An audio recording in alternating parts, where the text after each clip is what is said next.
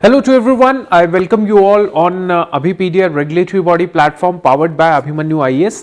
आज के इस वीडियो के अंदर हम लोग बात करेंगे Indian freedom struggle ESIC deputy director series के अंदर जो हमारा इंडियन फ्रीडम स्ट्रगल है उसको कवर करेंगे। उसके कुछ इंपॉर्टेंट क्वेश्चंस हैं, थोड़े से लेंदी क्वेश्चंस इस बार मैंने उठाए हैं। स्टेटमेंट्स लेंदी हैं लेकिन based on the fundamental concepts. तो कॉन्सेप्ट फंडामेंटल है, उन्हीं के बेसिस पे आपको ये क्वेश्चंस जो है सॉल्व करने के लिए हेल्प होंगे। तो let's begin with this session. ESIC deputy director, let's begin with this session. Now question number 1 क्या कहता है उसके ऊपर ध्यान देते हैं।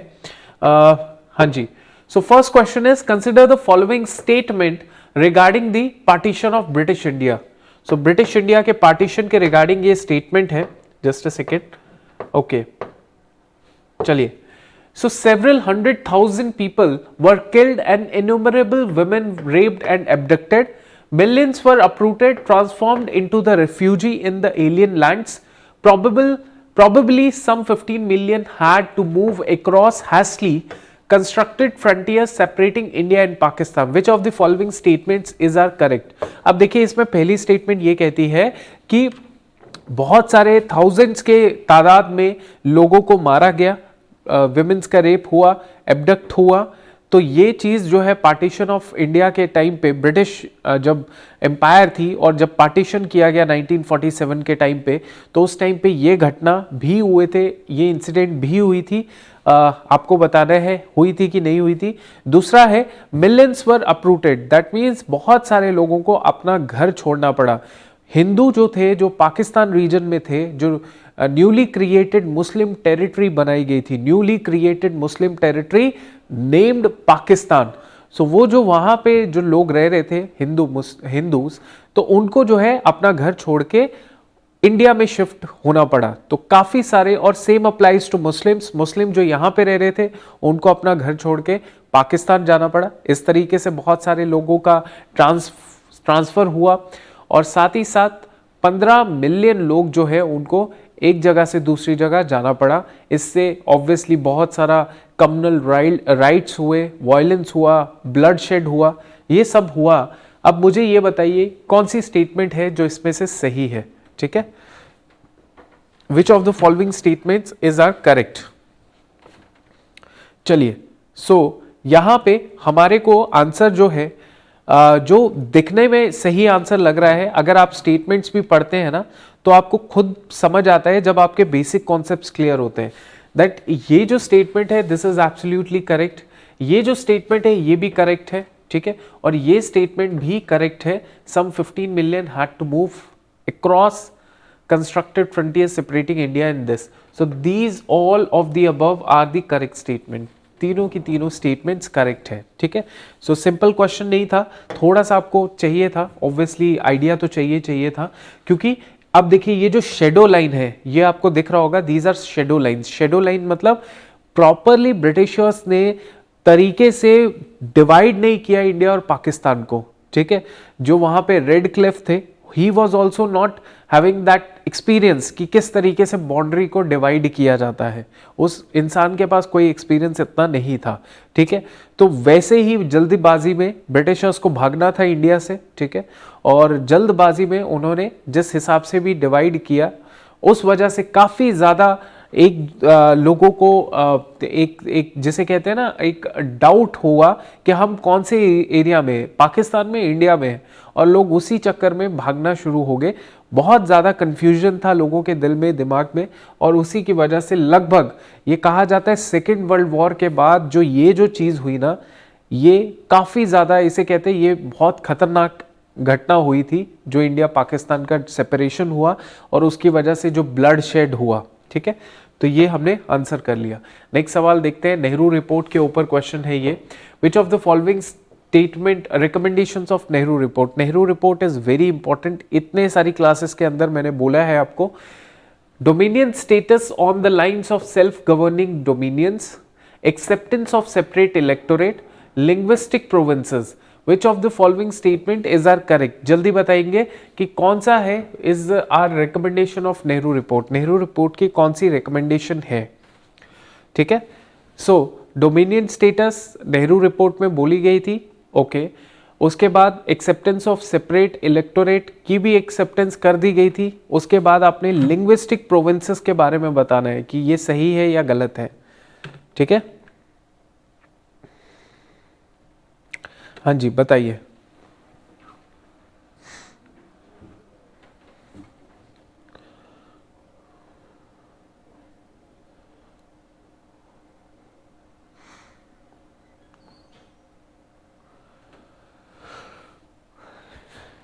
है ना। सो नेहरू रिपोर्ट में हमेशा कहता हूं आपको वर्ड टू वर्ड पढ़ना है।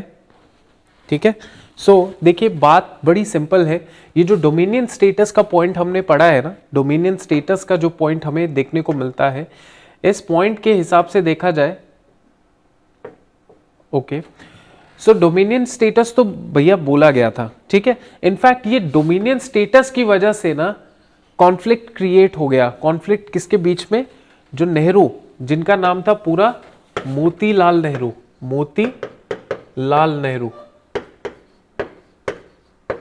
जिनका पूरा नाम क्या था? मोतीलाल नेहरू, इनके बीच में, और वर्सेस जो हमारे जवाहरलाल नेहरू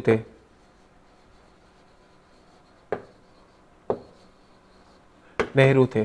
ठीक है, इनके बीच में कॉन्फ्लिक्ट पैदा हो गया बाप बेटे का, कि अगर जवाहरलाल नेहरू कह रहे हैं अगर थोड़ी आजादी ही लेनी है तो पूरी आजादी ले लो, फुल इंडिपेंडेंस कर दो।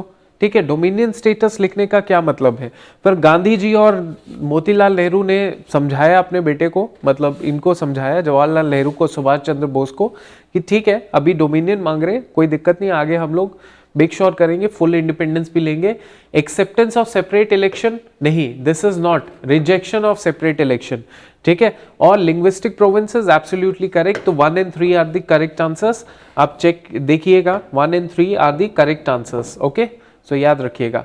इसके अलावा लिंग्विस्टिक प्रोविंसेस की बात तो की, उसके अलावा dominion status on the lines of self governing dominions की भी बात हुई है। ठीक है, उसके अलावा रिजेक्शन जो है सेपरेट इलेक्शन का, वो भी किया गया, रिजेक्शन। इसके अलावा 19 फंडामेंटल राइट्स जो हैं वो भी नेहरू रिपोर्ट के अंदर लिखे गए थे, 19 फंडामेंटल राइट्स। इसके अलावा responsible government at the centre and in the provinces. ठीक है, और इसके अलावा full protection to cultural and religious interest of the Muslims and complete dissociation of state from the religion.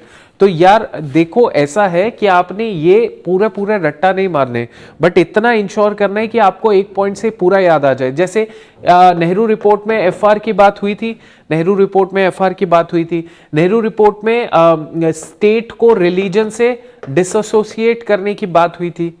ठीक है, कि रिलीजन के मामले में स्टेट गवर्नमेंट या स्टेट जो है कभी भी इंटरफेयर नहीं करेगा, और रिस्पॉन्सिबल गवर्नमेंट जो है कल्चरल और रिलीजियस राइट की बहुत ही ज्यादा प्रोटेक्शन की बात की गई।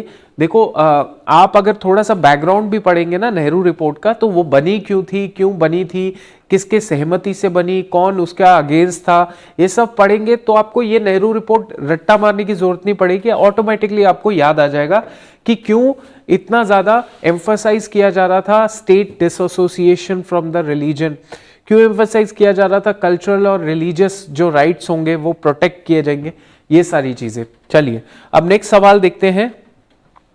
Consider the following statements regarding the all India trade union Congress. ठीक है, all India trade union Congress का हमें स्टेटमेंट कंसिडर करनी है। इसमें बोला गया it was founded in 1920s। Next is, it was originally formed to give Indian representation at the League of Nations International Labour Organization. Which of the following statement is are correct? आपको बताना है कौन सी statement है जो correct है। हाँ जी बताइए।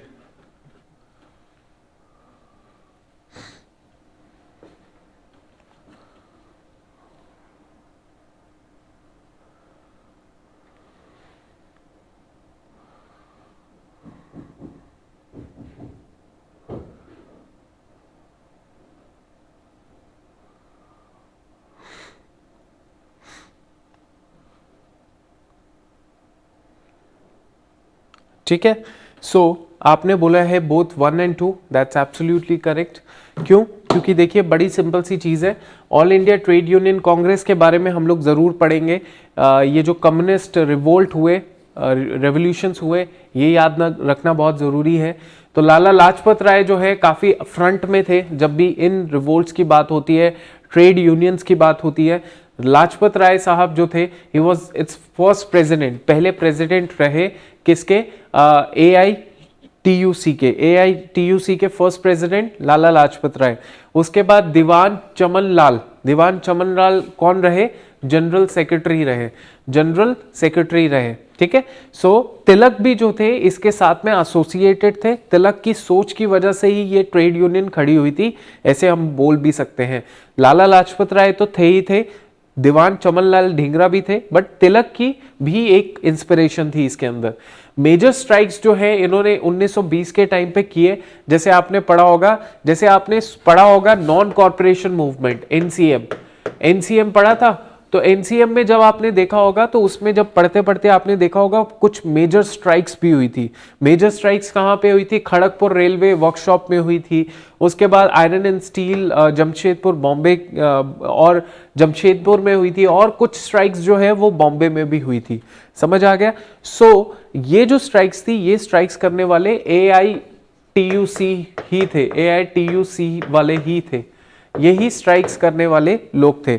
और ये स्ट्राइक्स कर रहे थे under the NCM, non corporation movement के अंदर ही ये स्ट्राइक्स भी चल रही थी, ठीक है। सो ये जो सेकंड स्टेटमेंट हमने पढ़ा कि ये जो ऑर्गेनाइजेशन थी ये ओरिजिनली फॉर्म की गई थी ताकि इंडियन रिप्रेजेंटेटिव हो पाए at the league of nation में, ठीक है। तो थोड़ा सा आप इसको याद रखेंगे, ये थोड़ा सा आउट ऑफ सिलेबस पॉइंट था जो मैंने सेकंड पॉइंट था। Consider the following statement regarding the partition of India. Partition of India के रिगार्डिंग कौन सा स्टेटमेंट है। देखिए कुछ हिस्टोरियंस है, देखिए ध्यान से देखिएगा, some historians both Indian and Pakistani suggest that Mohammad Ali Jinnah's theory that Hindus and Muslims in colonial India constituted two separate nations can be projected back into the medieval history, ठीक है। उसके बाद हम लोग बात करते हैं नेक्स्ट स्टेटमेंट के बारे में, ठीक है। And the second statement is some scholars see partition as a culmination of communal politics that started developing in opening decades of the 20th century. The separate election for Muslims created by the colonial government in 1909 and expanded in 1919 crucially shaped the nature of communal politics. ठीक है, कौन सी statement है जो सही है। देखो ये statements थोड़ी सी लंबी चौड़ी है, so I give you a time of 20 seconds, read them properly and answer it, ठीक है।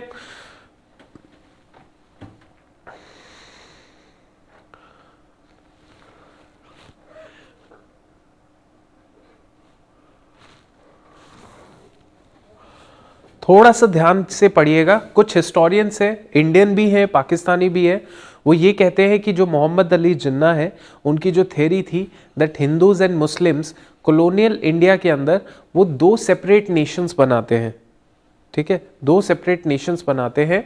और ये जो है, ये जो इसकी जो शुरुआत हुई है वो मेडिवल हिस्ट्री से हुई है, ठीक है।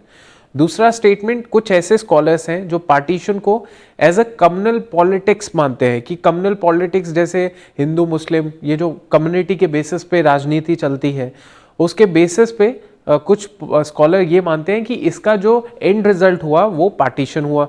ये भी ठीक लग रहा है, ठीक है। एंड सेपरेट इलेक्शन जो है मुस्लिम्स के, वो कॉलोनियल इंडिया के इन 1909 शुरुआत हुई, फिर 1919 में और शुरुआत हुई, और इसकी वजह से कम्युनल पॉलिटिक्स की एक शेप बना, ठीक है। That is right. तीनों स्टेटमेंट हमारी बिल्कुल सही है, बिल्कुल सही है। All the statements are correct, क्योंकि अगर स्टेटमेंट ही पढ़ेंगे तो खुद ही समझ आ जाएगा कि सही चीज जा रही है, ठीक है। इसके ऊपर क्या ही डिस्कशन करना है। नेक्स्ट सवाल पढ़ लेते हैं। नेक्स्ट सवाल क्या कहता है, देखिए, consider the following statement regarding the Maulana Abul Kalam Azad. He was the twice elected president of Indian National Congress. He was first education minister of independent India. Which of the following statement is are correct? ठीक है, so answer the question, this question, answer this question.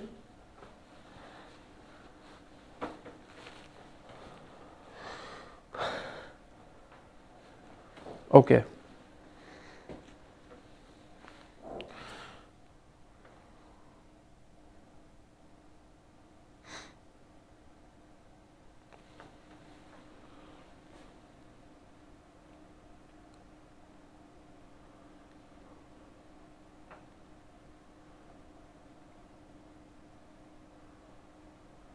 Yes. So obviously he was the first education minister of independent India, no doubt. Second, he was twice elected. Yes, दोनों ही statement सही हैं, क्योंकि थोड़ा सा doubt लग रहा होगा कि 1923 में तो वो फर्स्ट टाइम इलेक्ट हो गए थे, ठीक है, अच्छी चीज़ है, पहली बार हो गए।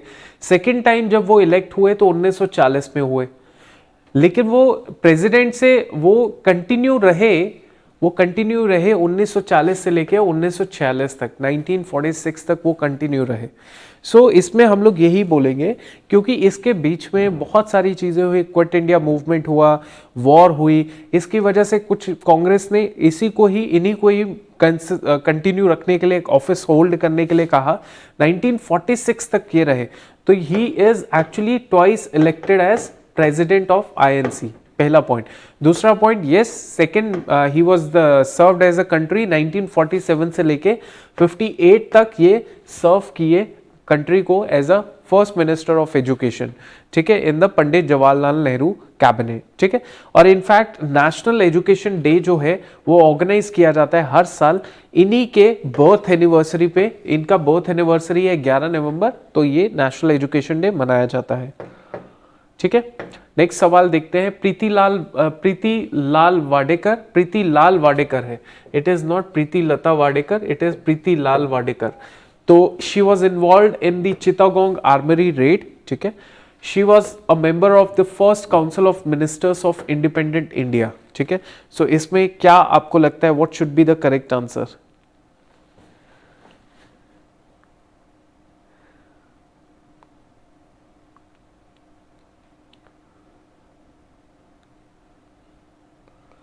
She was involve in Chittagong armoury raid, ठीक है।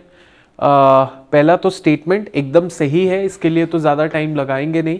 She was with the part of with Surya Sen, है ना, कल्पना दत्त, ये सब नाम आपने पढ़े होंगे, सूर्य सेन, कल्पना दत्त, इनके साथ ये इन्वॉल्व थी चिटागोंग आर्मरी रेड में।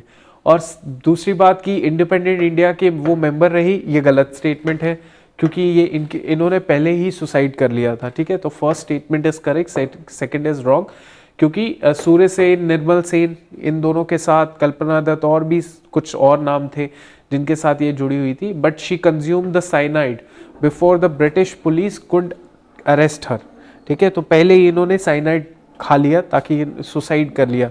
1932 की बात है, ठीक है। तो आज़ादी तो 1947 में मिली, ठीक है। एक जस्ट राइट। सो ये एक बहुत ही इंपॉर्टेंट क्वेश्चन था। सो आज की क्लास में हम लोग इतना ही पढ़ेंगे। एक छोटी क्लास थी बट क्वेश्चंस बहुत इंपॉर्टेंट थे। मेजरली हमने एनसीईआरटी के सवाल पूछे हुए थे। नेक्स्ट क्लास के अंदर अगेन हम लोग एनसीईआरटी ही कंप्लीट करेंगे। एनसीईआरटी इसीलिए इंपॉर्टेंट है क्योंकि ये जो एनसीईआरटी है ये नई एनसीईआरटी है, तो नई एनसीईआरटी से बहुत ही बड़े बड़े अच्छे अच्छे सवाल बनते हैं, वो हम लोग देखेंगे और उसको आगे फॉलो करेंगे, ठीक है। So that is all for today's lecture. Thank you.